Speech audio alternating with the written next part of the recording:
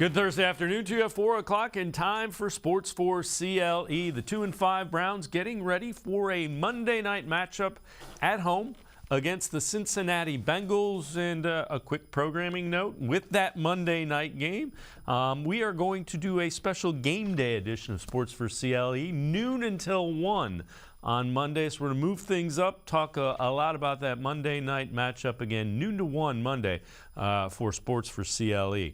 Some concerning news. This is from Mary Kay Cabot. Denzel Ward still in the concussion protocol. Coach Stefanski, no update on his chances to face the Bengals on Monday night. And the list of guys not going at practice today, pretty extensive. Pharaoh Brown, concussion and neck. Jadeveon Clowney, ankle.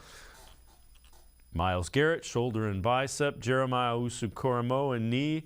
David Njoku, ankle. Wyatt Teller, calf. The aforementioned Denzel Ward and Greedy Williams listed with an illness. David Njoku would not rule himself out.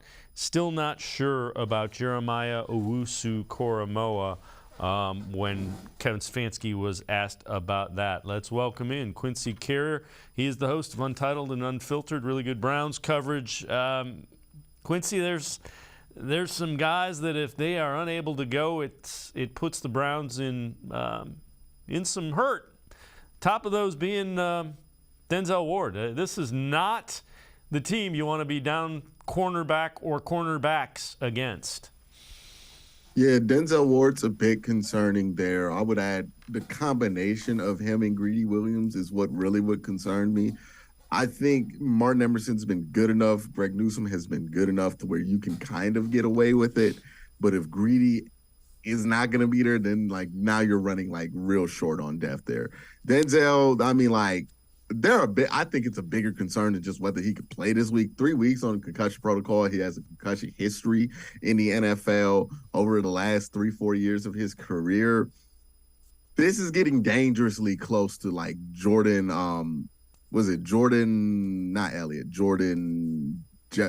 Jordan Cameron. Yeah, Jordan Cameron territory where he had to retire from the league because of the concussions that he had back to back in his career at about age 25, which is about the age that Denzel is right now.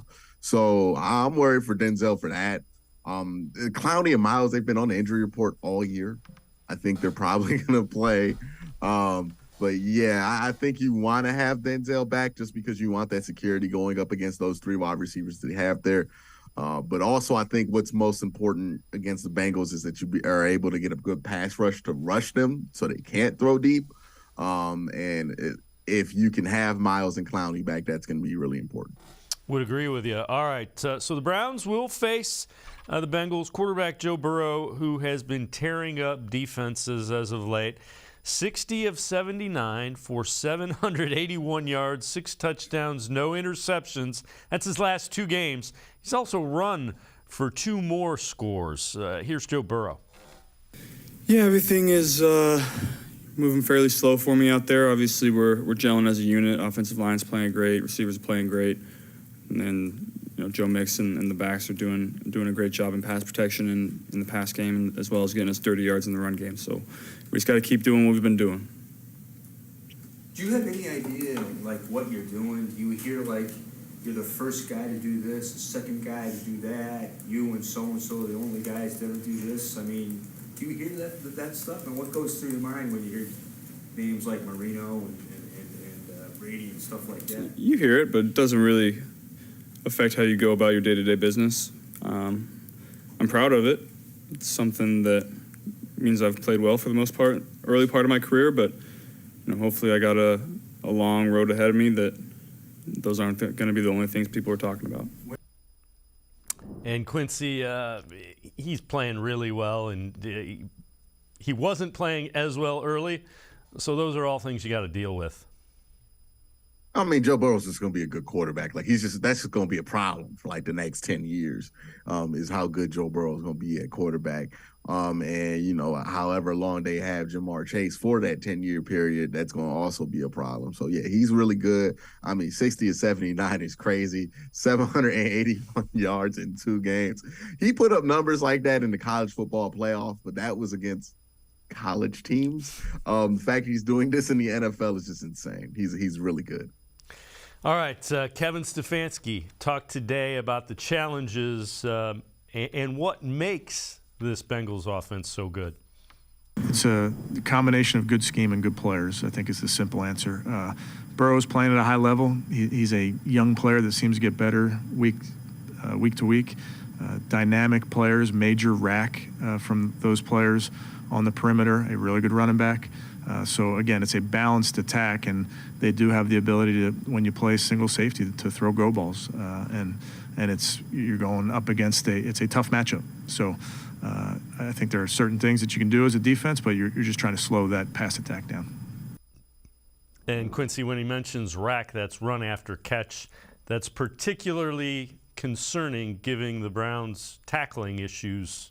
They've been spotty. To be fair, they tackled better against the Ravens, but run after catch concerns me with this defense. Yeah, it is a concern. I would say their tackling issues have more been at linebacker more than it's been at DB, and it's been like more running backs, right? So I don't think they've had as many yak issues. Like, I think even when you see like in the receiving game that they have those yak issues, it's more or less that the team threw like a screen and the Browns just didn't tackle the running back out the screen. Like, I don't think it's been with wide receivers. So I would say the secondary actually probably tackles the soundest out of everybody. But it's still Jamar Chase, it's still T. Higgins, and it's still Tyler Boyd. You know what I mean? You don't have to have tackling issues to miss tackles against those guys. They're pretty good at forcing the issue themselves. So, yeah, it's going to be a rough week. It's going to be a hard week of preparation, but it's possible for them. All right, so Browns held Mark Andrews without a catch. They held Lamar Jackson in check, still lost the game. But, and I know you've addressed this on your show, is the defense playing better? They are. They play better. They actually had some good rush from the defensive tackle position. I thought Taven Bryan had his best game of the year. I thought Jordan Elliott had his best game of the year. Like, that's what that defense, the pass rush that we saw on Sunday, is what this defense should look like every week with a decent pass rush. I mean, with a decent interior pass rush. And that's what I wanted to see. I thought the secondary was fine. They did a good job. Mark Andrews had 0 stats. He did nothing. I forgot he played in that game, Dave. I didn't know he was there. Somebody had to remind me, Mark was in that game. He made 0 impact in that game. Was a non-factor. Ultimately, the Browns did lose that game. There's some calls that did not go their way that would probably be the reason. I mean, like, Amari Cooper should have probably got that touchdown. But we're on the next week. We're on to Cincinnati. But, yeah, they are playing better. That is an encouraging sign. We know that this offense is good. They've played good against good defenses all year. Now we just need the defense to catch up. And, again, even with the offense being as good as they were and the defense being as bad as they were early in the year, we had a chance against a lot of teams this year. The defense being better can only help this team in the long run. Quincy Carrier and I are going to step aside, take a quick time out, other side of the break. We'll get your questions. We head to the voicemail of Truth and Reason. Also, some trade talk. We'll dive into it. Sports for CLE. We'll be right back. Stay with us.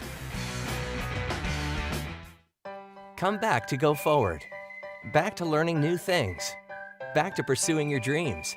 Tri-C has flexible learning options to fit your life. And every year, more than 1,000 local companies provide Tri-C students with real-world learning. The right education can boost your lifetime earning power by hundreds of thousands of dollars. Start now with a college education you can afford. Tri-C, where futures begin. The Ohio Lottery Partners in Education program recognizes role model students and teachers from across Ohio. Nominations can now be done completely online. To nominate a deserving teacher or student, go to ohiolottery.com. In the About section, find Partners in Education. There you will find links to the nomination forms. Students kindergarten through 12th grade can be academic all-stars. Teachers can be honored as a Teacher of the Month. The Ohio Lottery Partners in Education, where stars shine. The Greater Cleveland Sports Hall of Fame celebrates the star athletes and notable sports figures who were born or have made their home in Greater Cleveland. It tells the story of discipline, commitment, perseverance, sportsmanship, and excellence in achievement. It encourages and inspires those who believe in sport and its direct impact on the well-being of our community. Go to clevelandsportshall.com or follow us on Twitter at GCLE Sports HOF for more details. Come back to go forward. Back to learning new things. Back to pursuing your dreams. Tri-C has flexible learning options to fit your life. And every year, more than 1,000 local companies provide Tri-C students with real-world learning. The right education can boost your lifetime earning power by hundreds of thousands of dollars. Start now with a college education you can afford. Tri-C, where futures begin. Maybe cliche, but there's no I in team. The only identity that matters is we. The collective effort to love thy neighbor is needed now more than ever.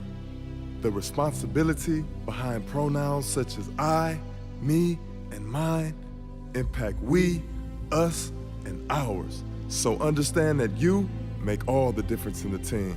He, him, her, or she can't disturb our peace, since we control our destiny as student athletes. This is the power of pronouns. The Ohio Lottery Partners in Education program recognizes role model students and teachers from across Ohio. Nominations can now be done completely online. To nominate a deserving teacher or student, go to ohiolottery.com. In the About section, find Partners in Education. There you will find links to the nomination forms. Students kindergarten through 12th grade can be academic all-stars. Teachers can be honored as a Teacher of the Month. The Ohio Lottery Partners in Education, where stars shine.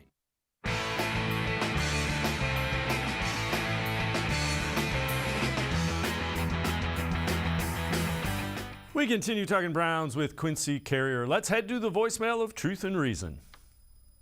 Hi, this is Rico. My question is, why is Andrew Berry sitting on his hands and watching other teams make trades to bolster their rosters? Now, obviously, not every single trade is going to work out, but I see teams like the Eagles trading a fourth-round pick for Quinn. The Chiefs traded a couple picks for Kadarius Toney. My point is that both of those teams have pretty good records, yet we're sitting here at 2-5, and Berry doesn't seem to want to make any moves as of now. Obviously, things could change, but I just want to know your thoughts on the situation. Thanks. Go Browns. As always, appreciate all the voicemails. Quincy, I think you look at the Eagles, they're unbeaten. They feel they're Super Bowl contenders. You look at the Chiefs, they feel they're Super Bowl contenders. With a 2-5 record, Browns don't feel they're quite there. And they've got that $33 million in cap space everybody sees. They're going to roll that over because you got Deshaun Watson's contract, you got Denzel Ward's contract. There's a number of big dollar contracts they're about to hit. Yeah, people just mad, and they want to be mad because other teams is doing stuff, and now we mad that we not doing the stuff the other teams doing. We would be mad if we traded like 3 fifth-round picks and 4th-round picks for whoever, and then in the draft comes, well, we don't got no 4th-round picks. What did we waste it? We were 2-5. You know what I mean? Like, we just mad right now, right? Like, I just think we could all admit everybody's just mad at the Browns. So we just seeing other teams do stuff. It makes us think of the Browns, and now we mad about, but nobody's actually mad that the Browns aren't trading for anybody. Who do you want them to trade for at 2-5 that's going to fix the record? Like, can we trade 2 losses? That's the only thing I would be interested in trading for, is trade 2 losses for W's. If we could do that, cool. You know what I mean? But like, when we go trade for Kadarius Toney is more, is throwing the ball more going to save the team? Like, is that what we trying to do? Y'all been told for weeks Nick Chubb don't run the ball enough. Now we want to trade for Kadarius Toney? That's what we want to do? I don't get it. I don't. The issue has not been the offense. Maybe you could get a defensive player like Deron Payne. Maybe you can't. But if he's on a 1-year deal, then what is the point? What is the point?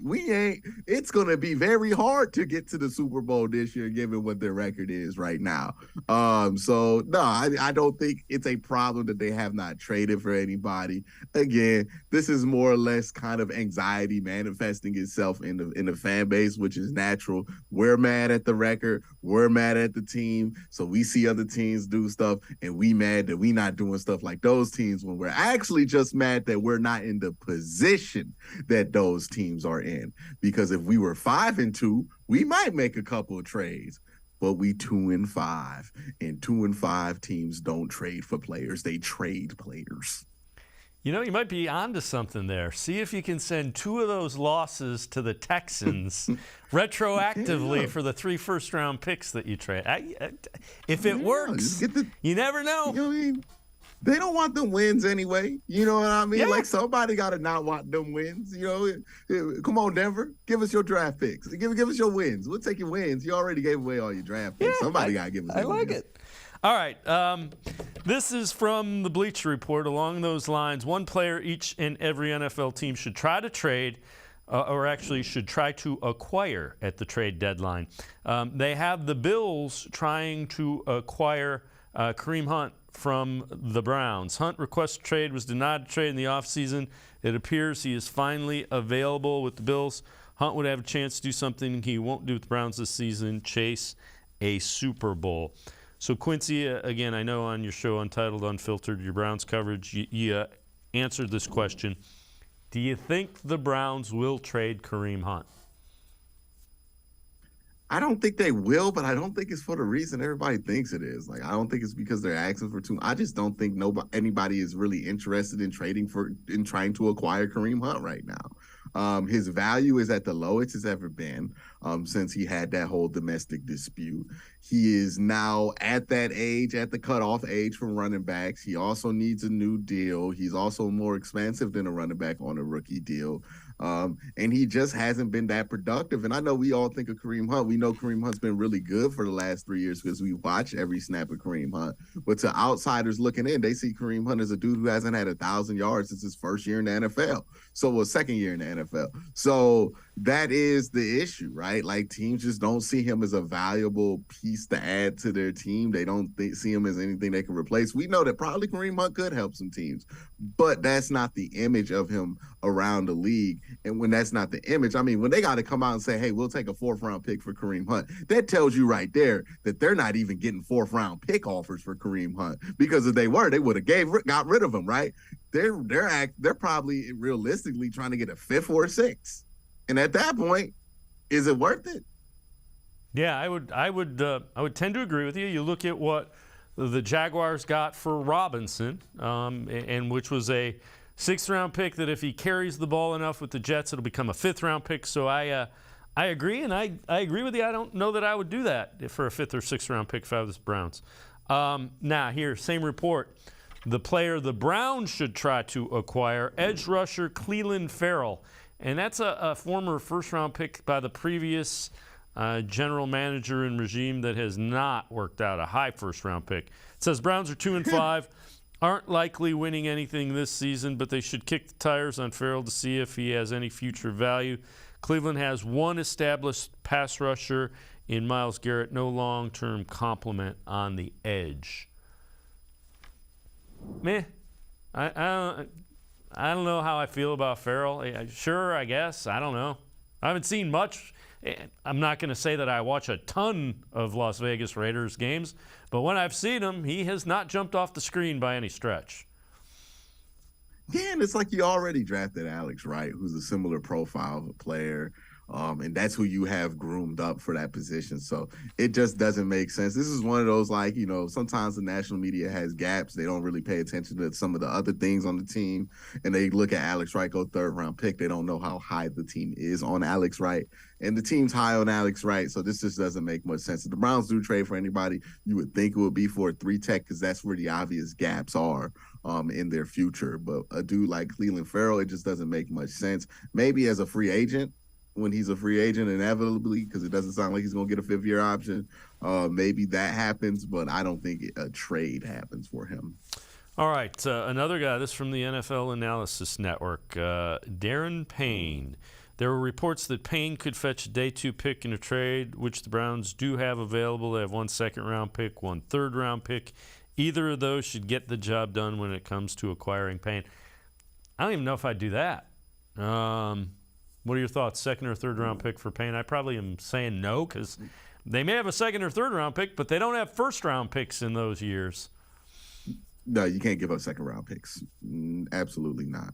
Especially, I don't know what Daron Payne's long-term contract situation is, but again, you have to use these draft picks, the second, third, fourth round picks, especially now that you're in a situation where we're paying a quarterback too. So even when we get the first-round picks back, you have to be able to get production on those rookie deals. We cannot rely on getting production from guys who we know are good but aren't on rookie deals, right? That's what you sacrifice when you get that quarterback is now your drafting has to be good. You have to get starters out of certain positions in the draft because that's the only way you can afford to get starters is through the draft. So the second round, oh, no, because we can't afford Daron Payne after that contract is up.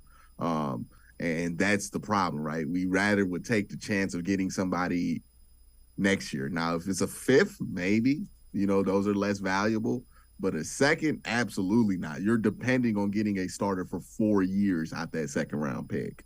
Is that what you're getting at when you talk about the Browns' long-term plan? Yeah. Their long-term plan, it's the weirdest situation in sports, right? Because normally once you're transitioning to paying your quarterback, you have had that quarterback for 4 or 5 years, and then you pay him, and then you transition into this era. But the Browns are in the one where they have not had this dude play a snap, but he's already paid, right? And we're in the middle of the season, and we got to figure some things out. But he's paid. He's going to be here. He's a franchise guy. And that's the transition that we need to hit, which is we're paying a quarterback. Excuse me. But what that also means is that we're paying a quarterback. We have a quarterback. So that's just what they have to do is figure things out like that. Quincy Carrier and I are going to step aside, take a time out. Other side of the break, we'll head back to the voicemail of Truth and Reason. We'll also take a look at DVOA, a team's efficiency comparing their success on every single play to the league average. Give you a look at where the Browns sit on that. Sports for CLE. We'll be right back. Stay with us. Come back to go forward. Back to learning new things. Back to pursuing your dreams. Tri-C has flexible learning options to fit your life. And every year, more than 1,000 local companies provide Tri-C students with real-world learning. The right education can boost your lifetime earning power by hundreds of thousands of dollars. Start now with a college education you can afford. Tri-C, where futures begin. The Ohio Lottery Partners in Education program recognizes role model students and teachers from across Ohio. Nominations can now be done completely online. To nominate a deserving teacher or student, go to ohiolottery.com. In the About section, find Partners in Education. There you will find links to the nomination forms. Students kindergarten through 12th grade can be academic all-stars. Teachers can be honored as a Teacher of the Month. The Ohio Lottery Partners in Education, where stars shine. The Greater Cleveland Sports Hall of Fame celebrates the star athletes and notable sports figures who were born or have made their home in Greater Cleveland. It tells the story of discipline, commitment, perseverance, sportsmanship, and excellence in achievement. It encourages and inspires those who believe in sport and its direct impact on the well-being of our community. Go to clevelandsportshall.com or follow us on Twitter at GCLE Sports HOF for more details.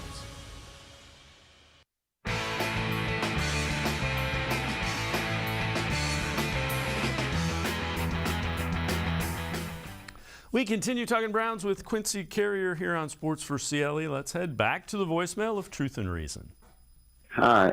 I have some concerns about Kevin Stefanski's play calling against the Ravens. 3rd down and 2. We've got 2.5 minutes left in the game. We don't want to give the Ravens the ball back with too much time on the clock. And yet he calls that pass play, which cost us a penalty, which took us out of field goal range and everything. I mean, you got Nick Bleep and Chubb. and you call a pass play. I mean, it's too risky. The only thing that could hurt us is a penalty, and that's exactly the play he called. I used to blame Baker Mayfield last year for all those in-game mistakes. Now I'm not so sure. And Joe Woods, he really needs to go. Thank you. As always, appreciate all the voicemails. Quincy, I get people wanting to throw the ball, but you had Amari Cooper, single coverage, Marcus Peters. Kevin Stefanski said, yeah, we're taking that shot every time, and you should. That was a 50-50. It would be more frustrating if they would have ran right into a zero blitz. I mean, it was an obvious zero blitz, too. They had everybody, the Ravens, on that play. There was not a soul 5 yards away from the football. That tells you everything you need to know about what kind of coverage they're in. Even if they're in cover one, there's no way that dude's getting back there in time, right? Like, that is a obvious go ball, throw it up to Amari Cooper. It's the kind of stuff we got mad at Baker for not doing with OBJ enough, ironically enough. And, look, I know Nick Chubb's always going to be a topic of conversation because Nick Chubb is really, really good. But Nick Chubb is not the end-all, be-all. He's not the only option. Could you have ran it there? Yeah, it wouldn't have been successful on a 3rd and 2. And I don't know why we act like holding isn't a penalty that gets called all the time versus a zero blitz, especially when you run the ball, right? Because that's when you get caught off guard and you hold. And Jed Wills was having a bad enough game to where that could have happened too.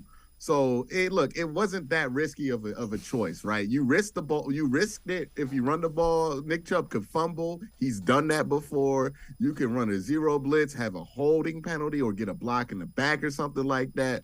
Maybe you call a screen. There's always going to be risk involved in a football play. You can't ask yourself, what's the risk? You can't live in your fears. This is a Tomlinism of all things. But you can't live in your fears and call a football game. What you have to do is make calls that make sense. And you can make the Nick Chubb call make sense. But what also makes sense, and what I don't get why people are trying to not to, is throwing it up to Amari Cooper one-on-one coverage when Marcus Peters had been beat 3 times prior in this game. 3 times prior in this game. Had been beaten, and now he's in the most vulnerable position he's ever been in, like since he's been in Baltimore. Yeah, you take that shot. Amari Cooper's one of the best route runners in the league. You pay him $20 million to do what he does. You throw that up and you give him the chance, because what's the point of having Amari Cooper on the roster if you're not going to throw that ball? And it was completed. Dave, that's the part that I don't get. Like, it was a successful call. We saw the merits of it. He scored a touchdown. It got called a pass interference, a very ticky-tack pass interference, but let's not act like that wasn't a valid play call. Like, that's the kind of like, there are criticisms of Kevin and play calls that we could criticize. Of course, he is not a perfect coach. But when we criticize stuff like that and act like that's not valid, that's where people start to get frustrated with the entire conversation, because it feels like people aren't being honest about why they don't like Kevin Stefanski or what their problems are with him, because what they're complaining about sometimes doesn't quite add up to football, right? And this is one of those examples. I understand the frustration. You want to see more Nick Chubb, but you have to ask yourself, is that the best possible situation we could put the offense in? And I think when there's zero blitzing like that, that throwing the ball might have been a better choice, especially if you had a hot go. Like, they had the perfect play call. They had a hot go. It could not have been better of a play call than that versus that defensive call when it comes to how you're supposed to call these things. So I think Andy Reid, all these coaches that people say, Sean Payton, they do the same exact thing. And the other thing is that could have very easily been pass interference on Marcus Peters. It ended up going against Amari Cooper. It usually is when you get that look. Yeah. Like, it was insanely unfortunate. That had like a 4% chance of happening, that we get offensive pass interference. Yeah. Insanely unfortunate. I mean, and then the false start penalty. Like, this. Oh, so unfortunate those 2 penalties are on one drive. It makes you question things at times. Yeah, I get you. All right, this is from Corey Kinnan, and it's about the Browns' DVOA. Again, DVOA measures teams' efficiency by comparing success on every single play to the league average based on situations and opponents. So, Browns offense through 7 games, DVOA 8th in total, DVOA 16th in passing, 2nd in rushing. The defense is the one that's, well, yeah, I mean, This is the metric that shows you it's been as bad as as it's been on the eyes. It's been that way on the metric too. 28th in total, 28th in passing, 27th in rushing. So defensively, they're having trouble against the pass, trouble against the run. That's a lot of trouble, and it usually adds up to a 2-5 football team. There's an old NFL films clip of the old Buccaneers coach back in the day where they wore like the cream jersey, and he's like, "Well, we can't stop the run, and we can't stop the pass, but it's okay because we can't tackle either." You know what I mean? Like that's how I feel like we be living sometimes on this defense. Yeah. And that's definitely what it was for the previous 3 weeks before this Baltimore game. Hopefully that improves.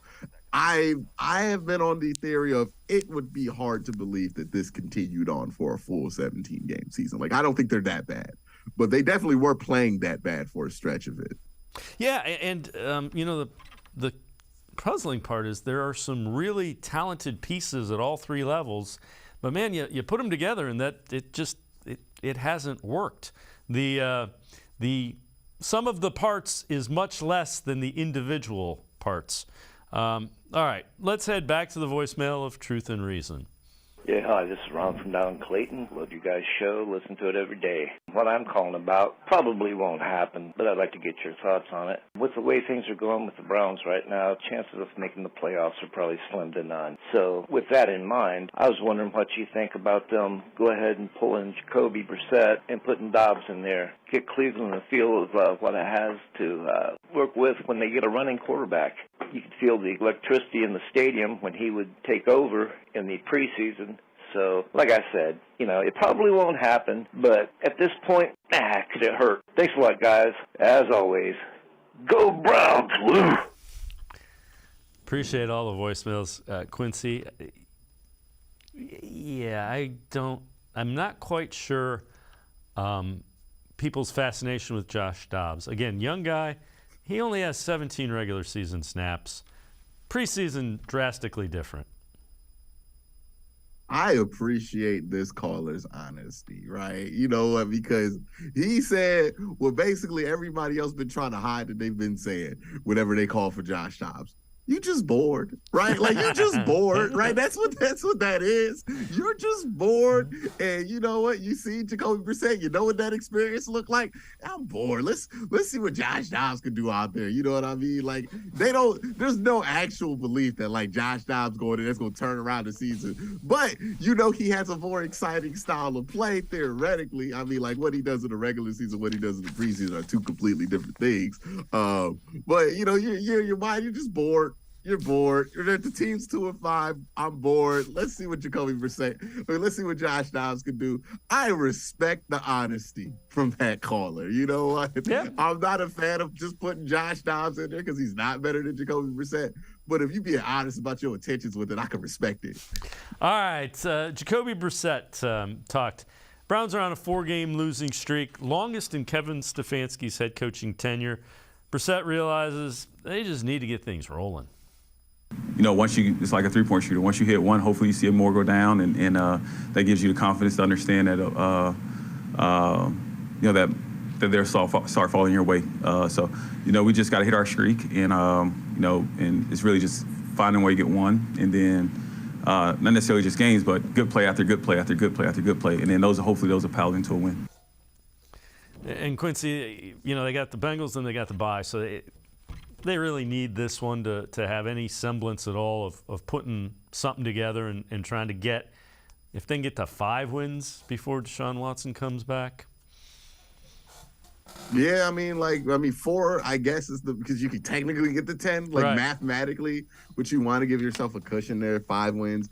You got to win this one, though, right? Because this one can make everything open up because, remember, the Bengals are 0-2 in the division right now. If you get them to 0-3, that clinches that they're not going to be over 500 in the division. So that means that, hey, if we do get this thing to 10 games, we can win the division still, right? Because that means that the Bengals aren't going to have the tiebreaker. And, the Ravens or whatever, like maybe that factors into it, but that keeps you alive for so many reasons. So, yeah, this is an important one. If they win this one, they're still alive. And it's not like a pipe dream. If they lose this one, yeah, they're still alive, but it's kind of like unrealistic. Now, there's some interesting things that have been popped up, but that's one of the things I think that's important. Quincy Carrier and I are going to step aside, take one more time out of the side of the break.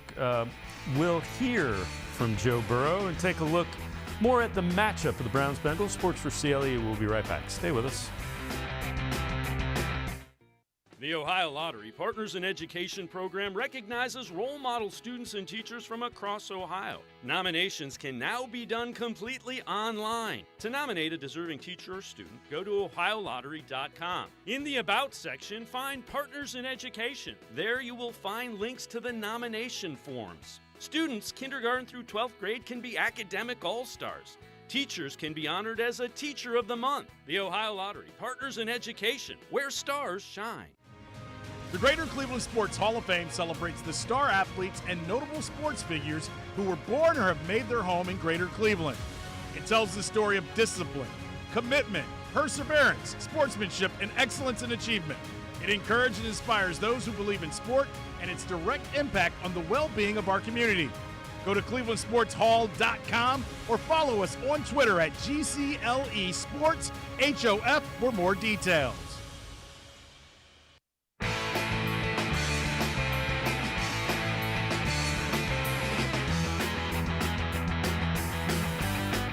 We continue talking Browns with Quincy Carrier. Browns getting ready for that Monday night matchup, and we will have a special edition of Sports for CLE, noon to 1 on Monday, ahead of that Monday night game against the Bengals. Joe Burrow on why the Browns have given him so much trouble. Burrow 0-3 against the Browns in his career. Well, last year they did a good job of creating turnovers, and we didn't do a good enough job protecting the ball. So you got to credit them for that. And then going back to my rookie year, same thing. They've been able to create turnovers on us. We move the ball for the most part, but we just got to be able to protect the ball, and defense will do what they do. And let's take a look at this as well. Myles Garrett going against Joe Burrow has had the better of it without question. 4.5 sacks, 3 forced fumbles, 13 pressures in those 3 matchups. Quincy, those are 2 important things: creating turnovers, pressure in Joe Burrow. Do not let him sit back there. That's how he gets 400 yards a game. Yeah, you can't let him get comfortable, right? I mean, he's too good to get comfortable. Those wide receivers are too good to give extra time. You have to be able to create some pressure from the front. And that's Myles Garrett. Like everybody, we made the jokes for years about the Baker Mayfield, and he has had some incredible performances inexplicably against the Cincinnati Bengals, but those were allowed to happen, and the Browns were able to win those games because of Myles Garrett, because of the pressure that he can get on a Jonah Williams, and because the Bengals like to run a lot of empty sets without tight end help or running backs back there. And that means Myles Garrett gets a lot of one-on-ones, and he can make plays on that. So, yeah, Myles Garrett's going to be the most important person on the game plan. And I promise you that's going to be the most important person, Joe Burrow. Like, you know how quarterbacks call out the mic? You're going to call out the mic, and there's Myles Garrett. Please block him. You know what I mean? So it's going to be interesting for sure. Yeah, who's got the mic, who's got 95? Those are the 2 things he's checking at the line of scrimmage. All right, what are some keys? If the Browns are going to get, we both agree, it is a hugely needed win. What do they need to do to get a win? They need to get pressure. They need to get turnovers. That's what they need, right? They need to make Joe Burrow have a bad game. They need to get those turnovers, and they need to play their game on offense, right? Limit possessions, milk the clock, do their thing, right? Throw the ball in short spurts, get those chunks, but be able to kind of kill the clock, limit these possessions, and then get the turnovers against the Bengals. That's the game plan. If you can't get +2 on turnovers this week, you can kiss winning this game goodbye. Yeah, the other thing is that special teams unit has to be better. That kind of reared its ugly head again with the punt and the short field, and no way of returning the ball either. Yeah, and one thing that just popped up, Adam Schefter just reported it. Jamar Chase is dealing with the hip injury. It's expected to sideline him for 4 to 6 weeks now, so he's not going to be playing in this game. So that's a huge factor. Now we're both out of our top horses, so that changes everything when it comes to this game plan now. So Jamar Chase ruled out. That does definitely, again, that's a guy that last couple of weeks Joe Burrow has started to find. Yeah, he's definitely somebody Joe Burrow looks for. I mean, like, we've seen it, right, where he gets a curl route and he runs it for like 60 yards to put a game away. He is the dagger, right? Like, that is the closer for them. If they have anything close to a Nick Chubb, right, it's Jamar Chase, where, you know, their fans are like, why don't we get Jamar the ball more? That's their dude. That's their ace in the hole. That's the guy they got that changed everything for them, right? They had Joe Burrow before they had Jamar Chase, and they were still relatively okay, but not a good team. They got Jamar Chase. That's when things started to change for him. Him being out on IR, that's significant for that. And that opens up the division too. Again, this is important to win now. So again, Adam Schefter reporting he's out 4 to 6 weeks, and they're going to put him on short-term IR. Yeah, they're going to put him on short-term IR, 4 to 6 weeks. He's going to see a hip specialist. Apparently he has a hip problem. But that is that's earth-shattering news if you're a Bengal fan. That's pretty important news if you're a Browns fan as well. But that's going to be a change of things there. Quincy Carrier, as always, great stuff. Appreciate the time and the insight. Make sure you catch Quincy's untitled and unfiltered Browns coverage, YouTube. Really good stuff. As always, man, thanks for the time, Quincy. No problem. You guys have a good night. All right, Quincy Carrier talking Browns again. Jamar Chase ruled out and will miss the next 4 to 6 weeks. We are going to step aside to take a quick time out. We turn our attention to the Cavs, off to a really good start. Sam Amico from hoopswire.com. Straight ahead on Sports4CLE. Stay with us. Come back to go forward. Back to learning new things. Back to pursuing your dreams. Tri-C has flexible learning options to fit your life. And every year, more than 1,000 local companies provide Tri-C students with real-world learning. The right education can boost your lifetime earning power by hundreds of thousands of dollars. Start now with a college education you can afford. Tri-C, where futures begin.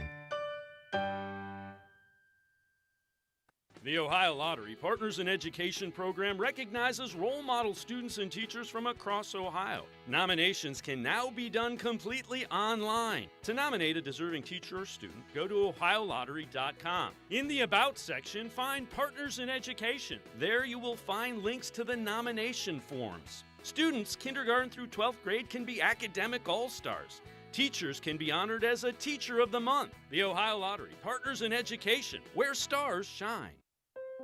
I am powerful beyond my wildest imagination. I will define my future. I will keep challenging myself to improve. Because I am a future leader of this great nation. I will be responsible for raising a beautiful family. And educating not only my generation, but many more to come. I will make a difference in my community. And I will stand up for what I believe in. I will not settle for simply chasing my dreams. I will achieve them. Because I was given a chance.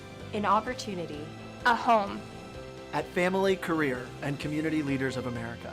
The ultimate leadership experience. FCCLA has been one of the greatest experiences of my life. It's made me who I am today. Join us.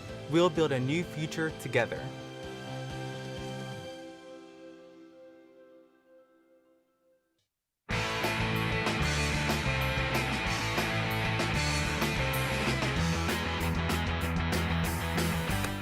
We turn our attention to the Cavaliers, who defeated the Orlando Magic, improved to 3-1 on the young season. Let's welcome in Sam Amico from hoopswire.com. Sam, Darius Garland had to leave the opener, so only played in a half of that game. Hasn't played since, a scratch on the left eye. What have you heard about him in a possible return?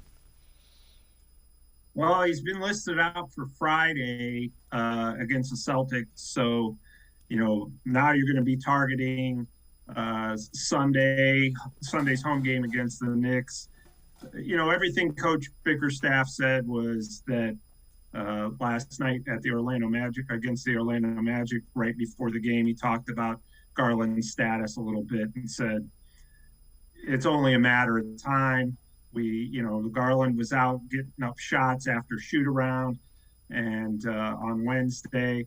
So, it sounds like he's getting close, but JB Bickerstaff said, look, we don't want to put him in any danger. The eye still has some swelling and, it's just a matter of time, it sounds like. But he will probably have protective goggles on when he does return, just at least for a couple of games anyway. So he's getting close. They're not going to rush it along because obviously they've been playing well, and you don't want to put your all-star point guard at any risk of getting further damage to the eye. Yeah, without question. All right, so this is from the Bleacher Report. Buying or selling the hottest takes from the NBA's first week of the regular season. The Cavs are contenders with Donovan Mitchell. Their verdict is optimistically buying. Cavs aren't suddenly championship favorites, but they could elbow their way into the East top tier by the end of the season. Thoughts on that, Sam?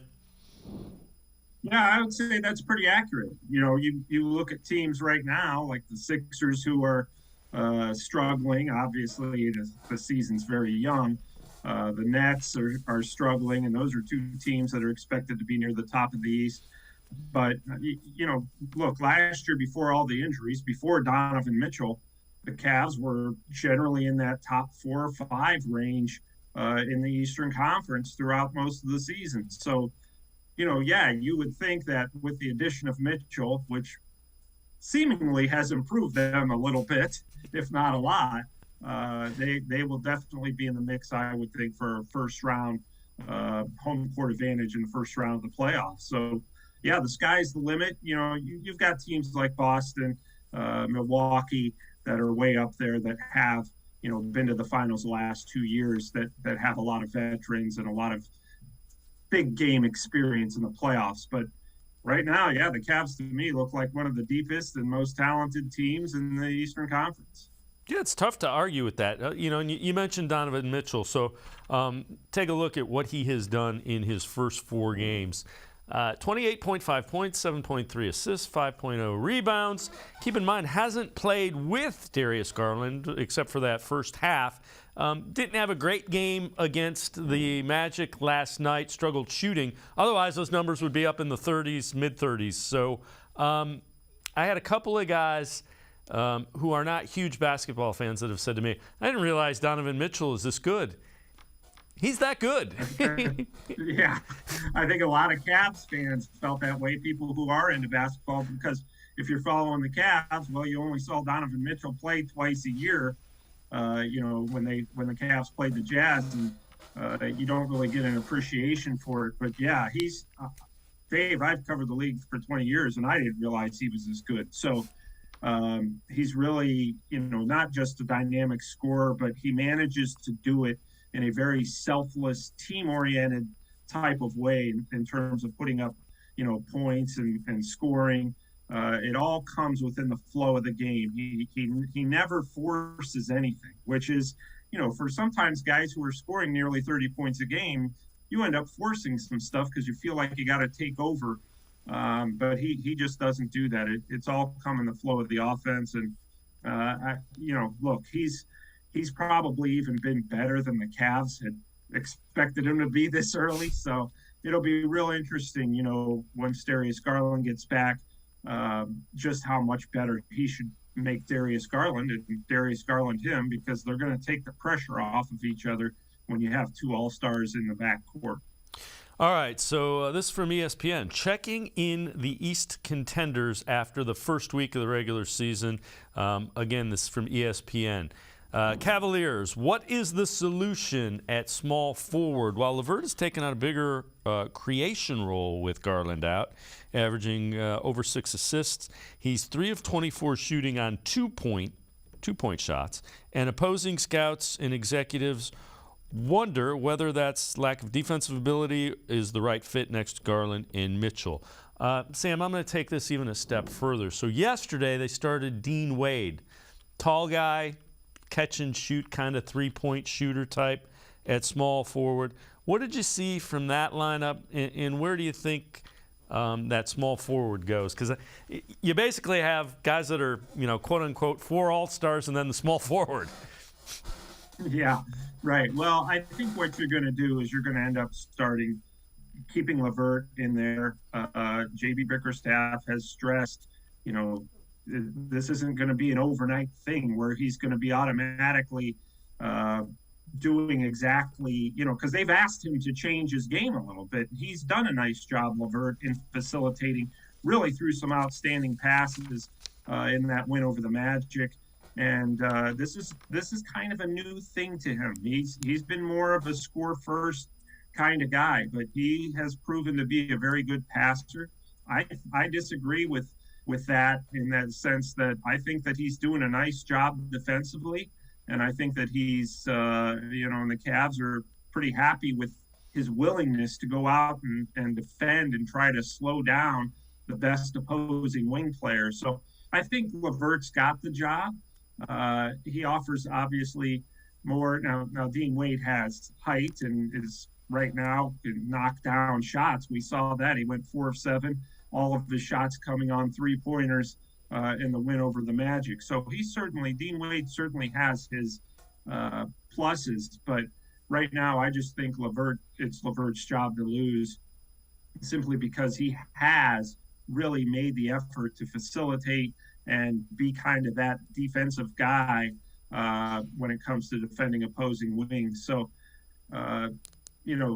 and J.B. Bickerstaff has said, look, we're asking him to do some stuff that he's not used to doing, and he's adjusting to that. But, we still want him to continue being Karis LeVert, which is a guy who scores quite a bit.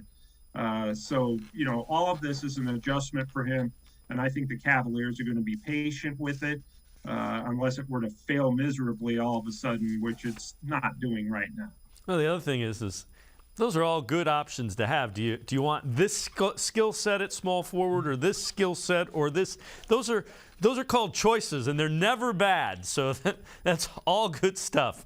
Sam Amico and I are going to step aside, take a quick time out.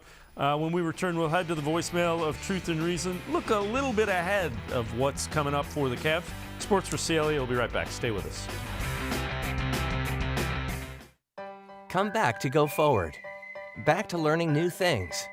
Back to pursuing your dreams. Tri-C has flexible learning options to fit your life. And every year, more than 1,000 local companies provide Tri-C students with real-world learning. The right education can boost your lifetime earning power by hundreds of thousands of dollars. Start now with a college education you can afford. Tri-C, where futures begin. The Ohio Lottery Partners in Education program recognizes role model students and teachers from across Ohio. Nominations can now be done completely online. To nominate a deserving teacher or student, go to OhioLottery.com. In the About section, find Partners in Education. There you will find links to the nomination forms. Students kindergarten through 12th grade can be academic all-stars. Teachers can be honored as a Teacher of the Month. The Ohio Lottery Partners in Education, where stars shine. The Greater Cleveland Sports Hall of Fame celebrates the star athletes and notable sports figures who were born or have made their home in Greater Cleveland. It tells the story of discipline, commitment, perseverance, sportsmanship, and excellence in achievement. It encourages and inspires those who believe in sport and its direct impact on the well-being of our community. Go to clevelandsportshall.com or follow us on Twitter at GCLE Sports HOF for more details.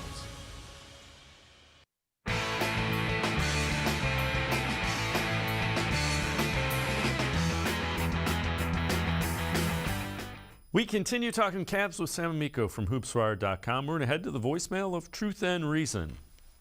Dave, on a positive note, I would like to compliment 2 other teams in Cleveland. Number 1, congratulations to the Guardians. for an excellent season. They gave fans an exciting and refreshing look at what's ahead for the future. If they can pick up one or two big-time hitters, they will be excellent position for the future. Number 2, the Cleveland Cavs, a very exciting team to watch, a team with talented youth, and getting Donovan Mitchell was huge, and having veterans like Cedi Osman and Kevin Love as a stabilizing force. And a high praise to Coach Biggerstaff. Last night showed what a good coach needs to do to get the win. The Cavs are playing sluggish against a team they should beat, and Biggerstaff gave them a big rant at halftime to make everyone accountable. And the team came out in the second half and played great defense and got the victory. And before the game, he made a change. Sat one player who was not shooting the ball well and replaced with another player who has the hot hand. This is what good coaches do.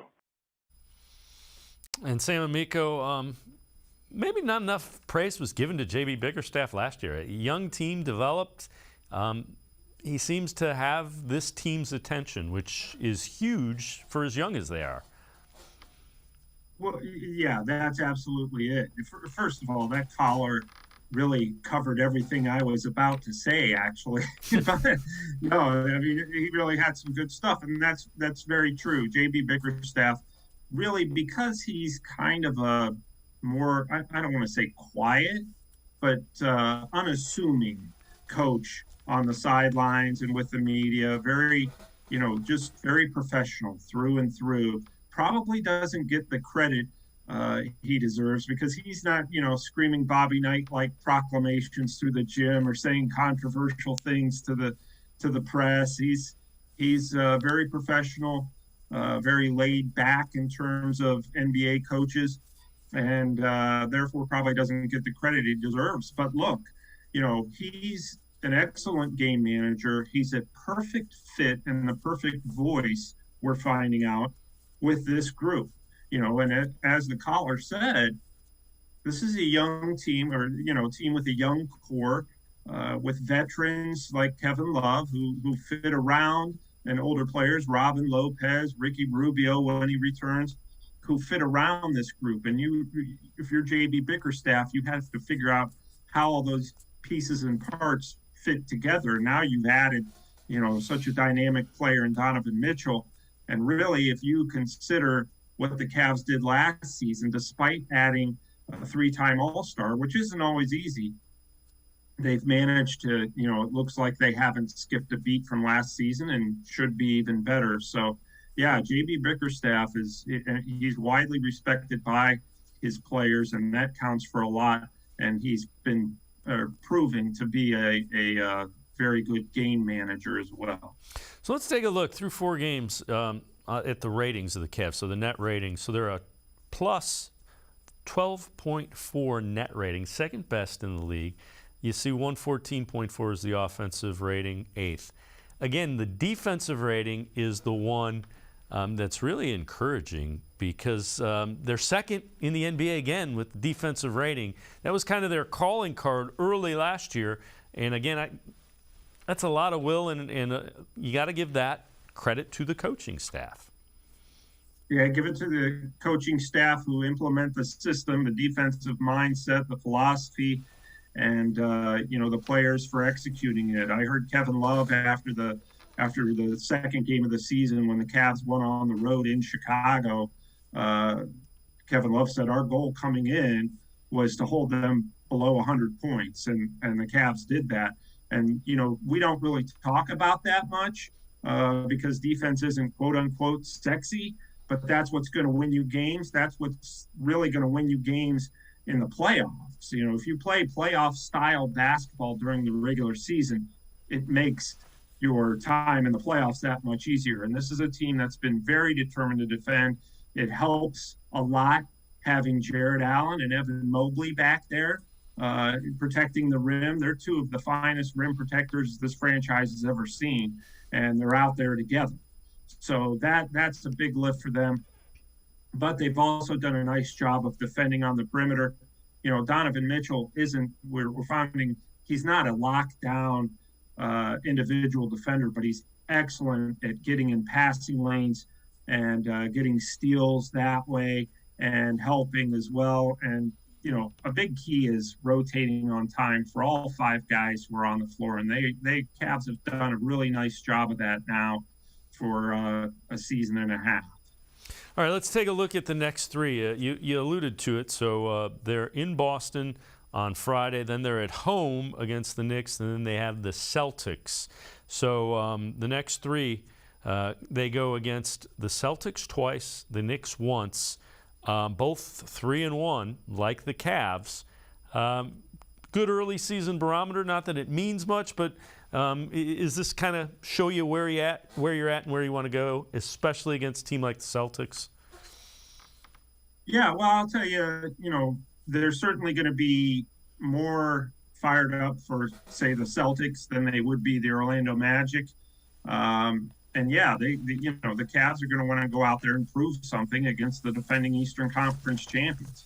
Even though they're not going to have Darius Garland, at least not for the first matchup with the Celtics, it's something that, you want to go out and prove that you can compete with the best, even just to yourself. Maybe you're not proving it to the Celtics or the rest of the NBA, but to go out for yourself, and this is going to be a measuring stick for them. So yeah, they'll be very intense.